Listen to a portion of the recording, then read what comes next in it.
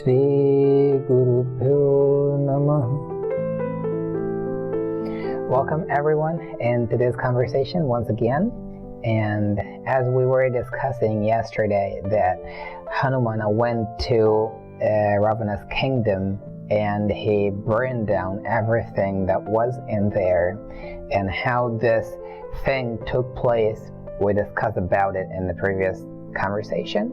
And today we know that Hanumana from there goes back to Sri Rama and he gives the entire news that everything is alright there. Sita is there and she is in good state. Everything is good there, and we now have to fight that demon to get her back. Like that demon is so much arrogant, so much egoistic that I told him what I told him, and his entire cult, his entire collection of people, that this step that you took in your lives that would mean your disaster. But those people are not listening. I mean, they didn't listen, they didn't heed to whatever I said. So now the only recourse is war, and defeat that demon and all the bad activities that he is committing in this environment on this earth, and free this earth from the shackles of those demons and who are always persecuting people.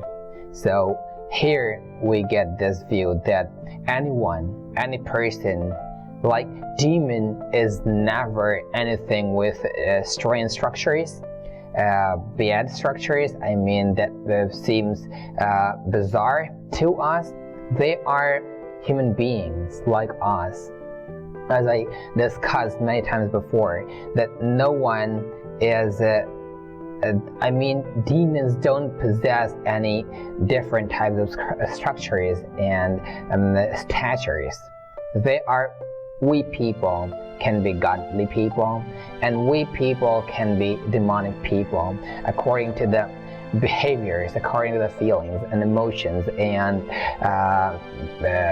habits that we possess in our lives. So any person can turn himself to Rama, and any person could fall down the way that this Ravana and his entire kingdom fell down. So every person on this planet is responsible, is deeply responsible for whatever he does in his life, and that action turns him to sometimes divinic character and sometimes demonic character. And so the choice is ours. This life is ours, and we'd have to choose the way we want to go to move in this life, and the choice depends completely on ourselves. And we have the power, we have this intellectual power. That's why we're called human beings. No other creature on this planet has that right or authority or power to think by himself what is right and what is wrong, what should he do and what should he not do in his life. Only people, we human beings, have that power, because this human body is the key to achieving salvation. And once we have this human body, we gain the key, and not utilizing the key to unlock that path of spirituality, to unlock the path of divinity, to unlock the path of salvation is the failure of this life, is the utter dysfunction of this life. And we should understand that why are we here? Every person, at least at some moment every day, we should think to ourselves, why are we here? What is the purpose of us being on this planet? Because look, every creature are there. All of the creatures are there in front of us. They are living their lives. They are living the way they were intended to be. They can't do better than what they are doing now. But what about ours? But what about us? we can do better and better and better, and that best thing never comes. I mean, we could raise ourselves so much that we can't even think about how much great we could raise ourselves. This is the possibility that is incorporated in us. We are encapsulated with so much immense potential, with so much immense possibilities that no person in this entire world could ever fathom that how much possibility is there in a single human cell. So this entire existence has so much potential in it. This nature has so much potential in it, and we, as the best creation in this nature by God, we have the greatest potential in ourselves that we could do whatever we want in our lives. And that doing should always be parallel to goodness, to divinity. And when our lives become so, we, in one way or other, we become able to connect ourselves to the outside world that's watching on us all the time. Because many people, many scientists believe that we are living in a world of simulation. And this entire thing that we see around us is nothing but a simulation. But in the real world that is ahead of us after 90 years of life, most extensively 100 years of life, we'll have to go from here. This life is not completely remaining here. Okay? So one day it's inevitable that we would die. This body that we call our body, it's gonna be ashes one day. And what about next? What is the next thing that would happen when we move away from this body? And there, the theory comes that we are the people. We really, in a realistic manner, we are the people of some different worlds. And that is the real nature of us. That is the real state, real planet of us. And we'd have to go there. And from there, if we watch ourselves and our lives in this planet, and whatever we do and would become there depends on how we perform our actions in this life. That's how simulation works. We are always learning in simulations that what to do and what not to do, and if we did this thing, what are the backlashes, what are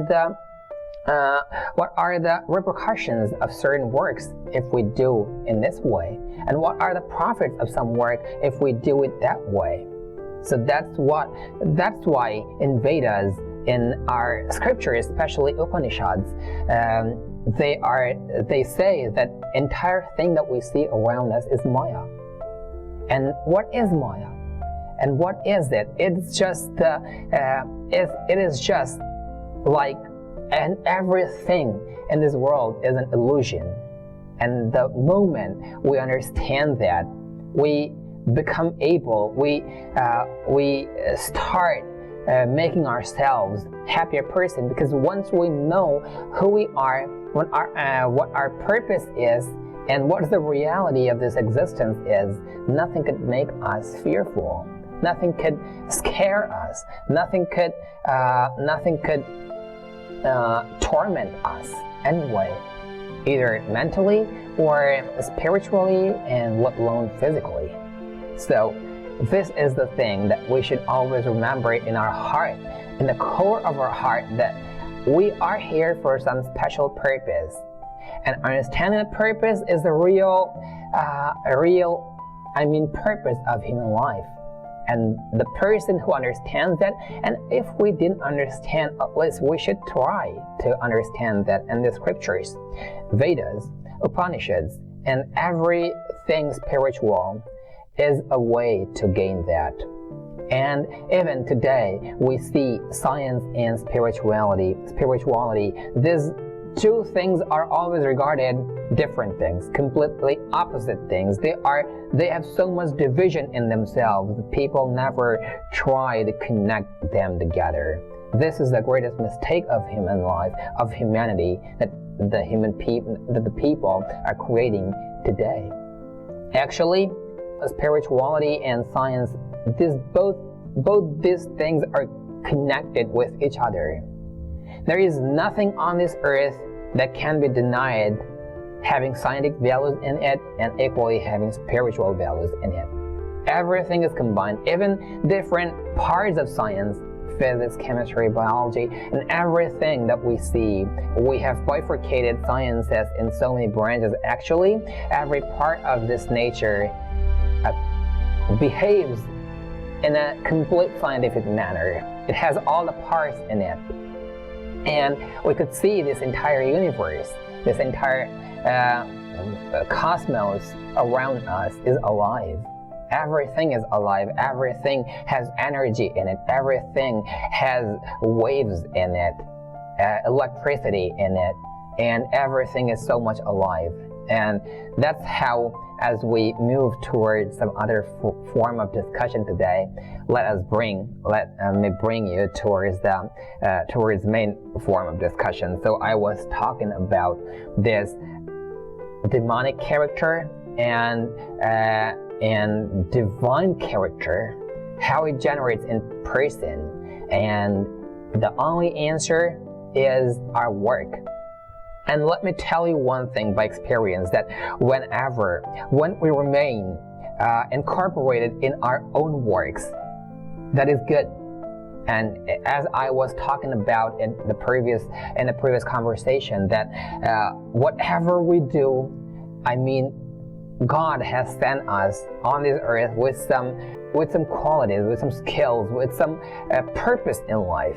Everyone's purpose is not equal.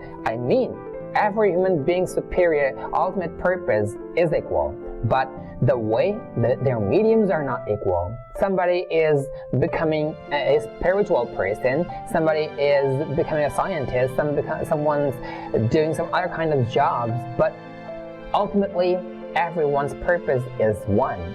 But the medium of every person is not equal. So understanding the medium which keeps you happy is the real form of spirituality.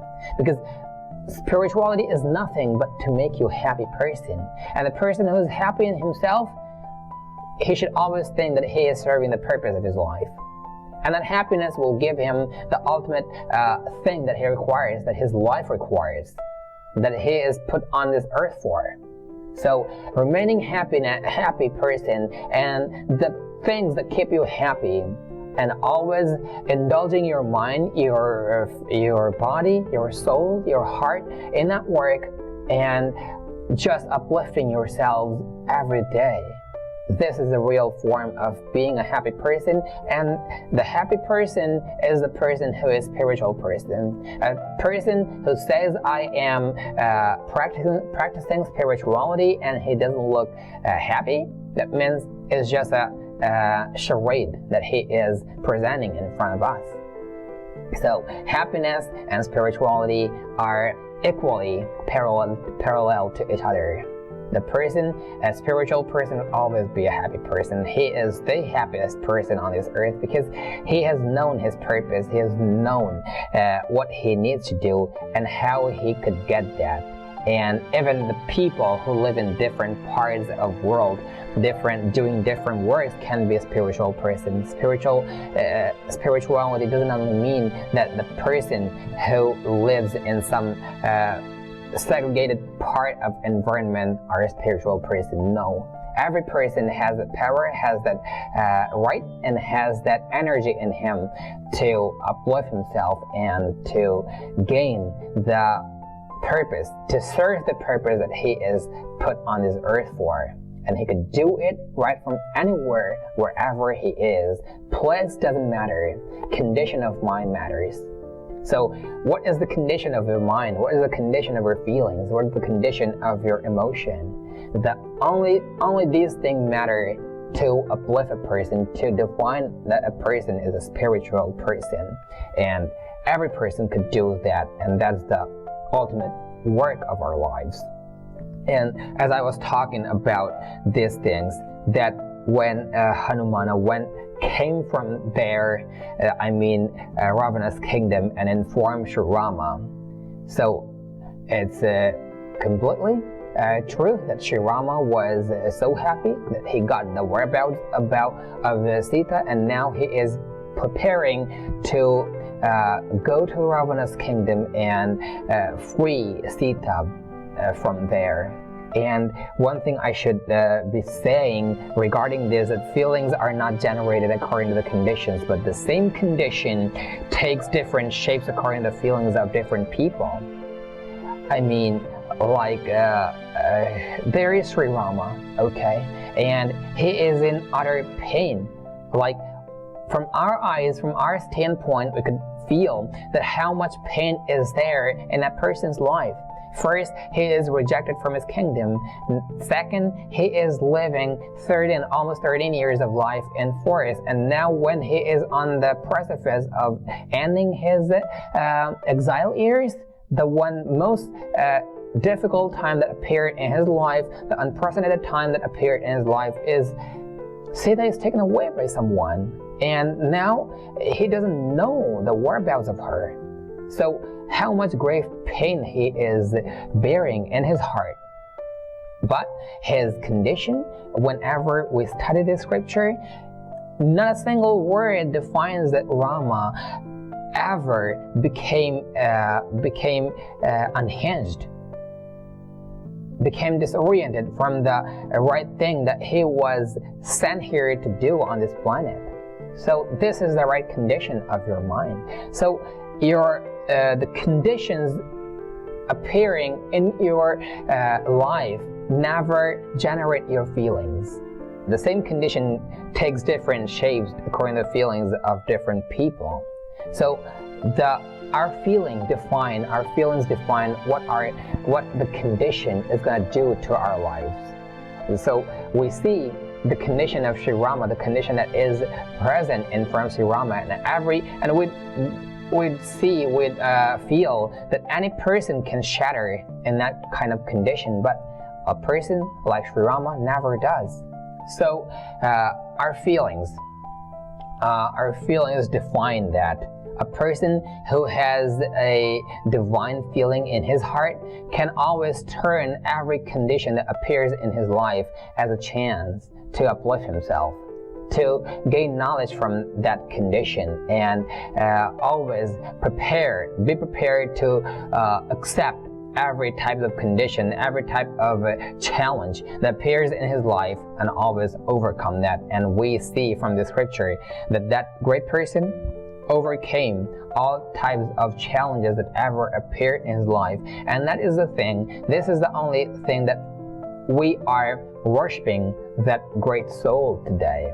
We offer our prayers to Sri Rama. Why? Because that entity did something that requires praying in front of him, and that person is worth gaining knowledge from, gaining teachings from, inspirations from. And likewise, we should also do the same things that these great people did in their lives. And to possess this kind of feeling, to possess this kind of quality in life, authentic quality in life, you need to have solitude of heart. When I say solitude of heart, I mean to say that you are peaceful in your heart. Your heart is completely in peaceful state, in peaceful condition. Only then you'd be able to think in a proper manner. When our heart is fidgeting, when our heart is jittery, then we cannot take decisions in proper manner, nor we could deal with whatever that appears in our life. So to make proper decisions, and one thing you should always understand, that no person on this planet is a complete person. So mistakes will occur in every person's life. But if getting fearful, being scared of mistakes, if we not take actions, that would be the greatest mistake of our lives. So take actions, and remaining calm in your heart is a great thing in life. And those decisions that are taken when we and you and every person are in calm state, in a stable state, those actions, those decisions always help people thrive in their lives. And those decisions help people to uplift in their lives, to uplift their lives and the lives of different people that come in contact with them. And when I say that those decisions affect the life of different people that come in contact with them, I mean to say that your life not only changes your life, but also it equally affects the lives of different people that live with you, that are connected with your life. So the greatest thing that connects us with other people is our relationship. And what is the base of relationship? Our behavior. Our behaviors define how our relationships with a single person should be. And when our behaviors with that person is good, then that relationship is called a healthy relationship. And we should always believe in this thing, and we should always work for this thing, that our relationship with different people, with every people, remains good. Because whatever we give in this nature, as I was talking in previous conversation, we get much more than we give to anyone, whether it be earth. A farmer sows some seeds in earth and gets innumerable number of seeds, whether it be earth or whether it be relationship with people, whether it be your conversation with people, good conversation or bad conversation. The way you speak to other people, the same way you'll get their actions, the same actions back. So always remain vigilant about how are you behaving with other people. Because when somebody is saying or asking anyone, take me, to define what is spirituality, it's only your relations. It's only your bonding with people. The better your bonding is with people, the better person you are, the better spiritual state you are in. So it's a way, it's a status to understand where you are standing in your spiritual life. If you're better connected with other people, if your relation with every people is good and is fertile, is very nice, then you should understand in yourself that your spiritual state is good. And this is the thing that these great people, these great souls are teaching us every day in every part of this verse, that always maintain good relation with people. Always maintain good relation with not only people, but every creature on this earth. And when our relationship with every creature on this earth is good, we never ever think about hurting anyone, let alone killing anyone. So the whole earth can turn a better planet by just one thought, that we never kill, we never puncture, we never hurt our own relationships. And when we do so, when we start moving forward in this thought process and this feeling, with this emotion, we'd never hurt anyone, and likewise, nothing could ever hurt us. And even if anything hurts us, a person who is not hurting anyone would never be affected by whatever people or this nature throws at him. Like this great man, Sri Rama, like the great Sri Rama. So this is the utility of reading this scripture, is a little reading and learning about the lives of these great people, that we always remain vigilant about ourselves, because the more you transform yourselves, the more you'll be able to cast an example and in this environment and help run and uplift this environment in a better way. And this is the ultimate purpose of everyone's life, to not only work for yourself, but work for everything that is connected with you, that is helping you in every part of life, in every way of life. So today we're ending our conversation here, and I hope that through these examples, through this conversation, everyone is benefited, and he applies these benefits, his teachings in his life, in in her life and uplifts his or her life and the lives of different people connected with him. Thank you.